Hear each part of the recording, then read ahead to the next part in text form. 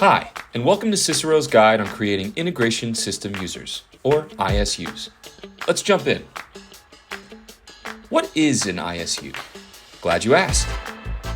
An ISU is a specialized Workday account designed to handle integrations and web services.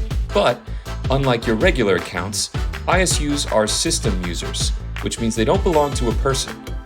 ISUs get their security permissions from a special kind of security group called an Integration System Security Group, or ISSG for short. Yay! So, why do ISUs matter? Another great question. Ever tried running an important integration only to have your go-to employee vanish? ISUs save the day by ensuring your processes run smoothly, no matter the changes that happen. So let's talk best practices. First, keep things simple. Give each ISU its own security group. Update security settings easily and know exactly what permissions that user has. Second, keep the ISU's access on a need-to-know basis. If you have one single account that runs all your integrations and the credentials for that account are compromised, it can lead to potential for leaks of sensitive information, unauthorized transactions, and manipulations of numbers. In the event of a leak, don't you want to be able to prove that you were following best practices and the strictest security policies? Now let's talk practical tips. Tip number 1.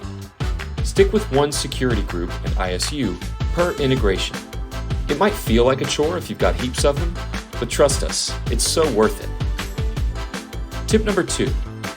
Name your ISUs clearly and consistently. For example, ISU_integration name. Tip number 3. Stay on top of security settings. Give them a regular checkup to keep your data flowing smoothly. Cicero has your back. We've helped loads of clients get it right. Tip number 4. Dive into Workday's documentation for security requirements specific to each connector. Tip number 5. If the integration is scheduled, transfer the ownership of the schedule to the ISU as well to prevent processes from suddenly stopping due to changes in personnel. Tip number 6. If the ISU is being used by a vendor to access a web service, make sure to exempt the ISU from password expiration. Otherwise, be ready for the process to mysteriously stop working. Tip number 7.